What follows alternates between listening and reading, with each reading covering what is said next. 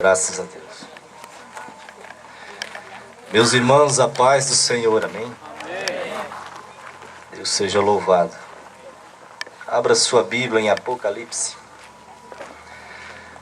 Por gentileza, quem trouxe Bíblia, quem não trouxe, acompanha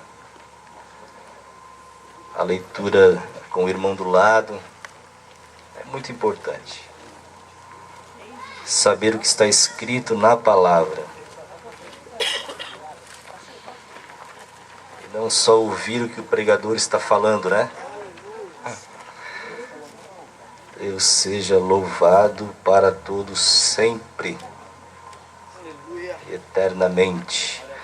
Apocalipse capítulo 3, verso 10 em diante. É uma palavra que eu já tenho pregado em muitos lugares. E como essa palavra tem surtido efeito positivo, edificante, transformador, como tem mexido com as entranhas das pessoas. Como guardaste a palavra da minha paciência, também eu te guardarei da hora da tentação que há de vir sobre todo o mundo, para tentar os que habitam na terra. Eis que venho sem demora. Guarda o que tens, para que ninguém tome a tua coroa. Amém? Os irmãos podem se sentar, tá? Gostaria de pregar, como está bem notório, bem explícito no texto aqui, sobre a volta iminente de Jesus, a volta breve do Senhor. Nós sabemos que esse não tem sido um tema muito abordado, muito explicado, muito pregado nos púlpitos das nossas igrejas. Pelo menos não tanto o quanto poderia ser pregado, quanto poderia ser falado. O período da história moderna, do cristianismo moderno, um dos períodos em que mais se falou sobre a vinda de Jesus, foi na década de 90, no século passado agora, talvez por causa da expectativa da possível volta de Jesus no ano 2000.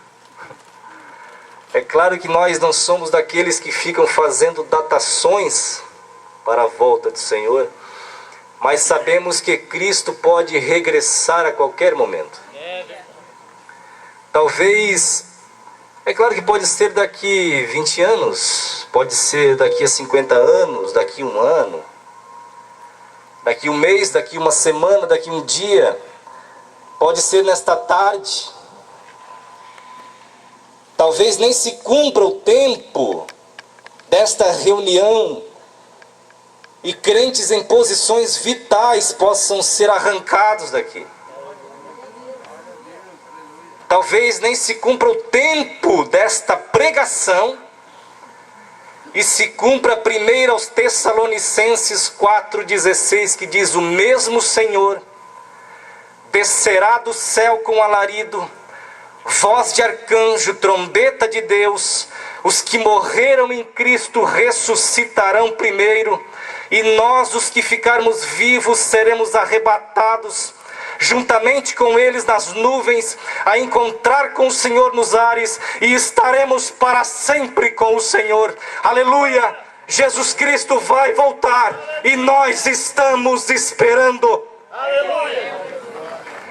Irmãos, a palavra Apocalipse é formada da junção de duas palavras gregas, apo e calipse, a preposição apo, e o verbo calipse, que significa revelar, desvendar, descobrir, descortinar. Ou seja, Jesus nada mais, nada menos que descortinou para João as coisas que em breve iriam acontecer. E é por isso que nós podemos esboçar o livro do Apocalipse como as coisas que eram, as coisas que são e as coisas que vão acontecer, conforme o capítulo 1 e o verso 7 de Apocalipse. Irmãos, diz a história da igreja, não a Bíblia, mas a história eclesiástica, a história da igreja, que João, apóstolo João, no período de Domiciano, no final do século I, ele havia sido lançado dentro de uma caldeira de óleo fervente como um método de martírio da época, porque pregava o evangelho, e a história diz que a sua vida saiu intacta, porque o Senhor o havia livrado. Após isso, Domiciano mandou que ele fosse exilado em uma ilha vulcânica grega chamada Patmos, para que morresse à míngua, porque ninguém podia matá-lo. Era uma ilha específica para prisioneiros, um lugar feio, desagradável, de terreno escarpado, sem nenhuma vegetação, seco, quente, árido, muito árido, um aspecto desagradável mesmo. Mas foi exatamente ali, naquele lugar desagradável, naquela condição, sabe, de extrema necessidade, em que Jesus revelou o Apocalipse, as coisas que em breve iriam acontecer, o livro de caráter preditivo do Novo Testamento. E geralmente é assim. Geralmente não é na bonança, geralmente não é na alegria, geralmente não são nas grandes vitórias, nos júbilos, nas celebrações em que mais Deus se revela para conosco. Geralmente é na dificuldade, geralmente é na necessidade, é na aflição, é na adversidade, porque é na dificuldade que o homem reconhece o que ele é, as suas limitações, e passa a depender cada vez mais de Deus, e Deus fala com ele. Aleluia. É por isso que Paulo disse: eu me alegro nas angústias, nas tribulações, nas perseguições, nas aflições da vida, porque quando eu estou fraco, aí eu estou forte. E diz a Bíblia agora que João, já nessa ilha, ele disse: eu fui arrebatado em espírito no dia do Senhor. Eu me achei em espírito no dia do Senhor, e ouvi uma voz de trás de mim que dizia: João, o que tu vês, escreve num livro e envia às 7 igrejas que estão na Ásia: a Éfeso, a Esmirna, Pérgamo, Tiatira, Sardes, Filadélfia e Laodiceia. E João disse: quando eu me virei para ver quem é que falava comigo, para ver de quem era aquela voz, porque era uma voz como de trombeta, ele disse: eu vi 7 castiçais de ouro, no meio deles um semelhante ao Filho do Homem, vestido até os pés de uma veste comprida e branca, cingido pelos peitos com um cinto de ouro. O seu cabelo era branco como a lã e como a neve, os seus olhos como chama de fogo, os seus pés como latão reluzentes tirados de uma fornalha. Quando eu olhei para ele, eu não suportei, e eu caí aos seus pés como morto. Ele me tocou com a sua destra e me disse: não temas, eu sou o primeiro e o último. Eu fui morto, sim, mas eis que agora estou vivo para todo sempre, eternamente. Eu tenho as chaves do inferno e da morte. Escreve, João, as 7 igrejas que estão na Ásia. Agora eu pergunto para os irmãos: por que 7? E não 8? E não 6? Porque 7... a numerologia bíblica é o número de Deus, é o número da perfeição e completude de Deus. Por que aquelas igrejas e não outras? Haviam tantas outras igrejas. Talvez por serem as igrejas mais proeminentes em vários aspectos. Mas uma coisa é certa: as 7 igrejas da Ásia, elas simbolizam a situação espiritual, psicológica e física das igrejas de Cristo já naquela época. Elas simbolizam a situação espiritual de cada crente que existiu, que existe, que ainda vai existir. E elas representam os 7 principais períodos de toda a história da igreja. Se isto é verdade, nós estamos vivendo um período de Laodiceia, por causa da indiferença, por causa da mornidão espiritual, por causa do materialismo. A igreja de Laodiceia, ela estava mais preocupada com o conforto, estava mais preocupada com a matéria, com o dinheiro, com o adorno, com a pintura, com a retórica dos seus grandes pregadores. Jesus ficava do lado de fora da igreja, do lado de fora da vida, do coração daquelas pessoas, batendo na porta, querendo entrar, dizendo: eis que estou à porta e bato. Eu estou batendo e chamando, e se alguém ouvir a minha voz, entrarei em sua casa e cearei com ele e ele comigo.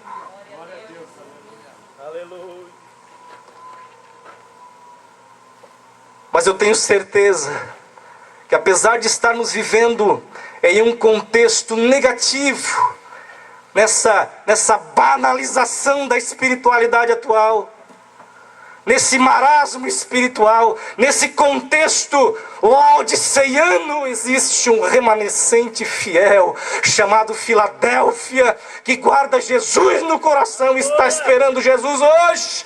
Onde está esse remanescente nessa tarde aqui? Só que tem um detalhe. Jesus disse para a igreja de Filadélfia: guarda o que vocês têm. Eu estou vindo sem demora. Eu estou chegando. Guarda o que vocês têm, para que ninguém tome a tua coroa, para que ninguém tire aquilo que vocês já ganharam. Só que tem um detalhe, um outro detalhe: não se pode guardar aquilo que não se tem. É preciso ter certeza e convicção daquilo que recebeu. Eu sou crente em Jesus. A minha fé é inabalável nele. Eu existo nele, sou salvo nele, fui liberto nele e serei levado para o céu com ele. Guardem isso que vocês têm, para que ninguém tome a coroa de vocês. Apóstolo Paulo sabia o que tinha, porque quando ele escreveu a Timóteo, ele disse: olha, Timóteo, eu não me envergonho, porque eu sei em quem tenho crido e sei que ele é poderoso para guardar o meu depósito até aquele dia. O salmista Davi também sabia o que tinha, porque quando ele escreveu o Salmo 23, ele disse: olha, o Senhor é meu pastor.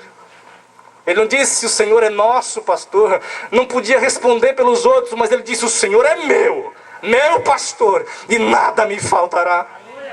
O apóstolo Pedro também sabia o que tinha, porque quando chegou na porta do templo chamada Formosa com João, viu aquele paralítico pedindo esmola. Ele disse: olha, eu não tenho prata, não tenho ouro, não tenho dinheiro, não tenho nada, mas aquilo que eu tenho eu te dou. Em nome de Jesus o Nazareno, te levanta e começa a andar. Eis que venho sem demora. A vinda de Jesus, irmãos, ela compreende dois aspectos, compreende dois adventos: arrebatamento da igreja e a sua segunda vinda em glória sobre o Monte das Oliveiras. Deixa eu repetir. A vinda de Jesus compreende dois adventos: o arrebatamento da igreja, quando Jesus virá até os ares, invisível, como ladrão, como diz a Bíblia, virá para os seus, para levar a sua igreja. A segunda vinda de Cristo em glória será visível, todo olho verá, conforme Apocalipse 1:7.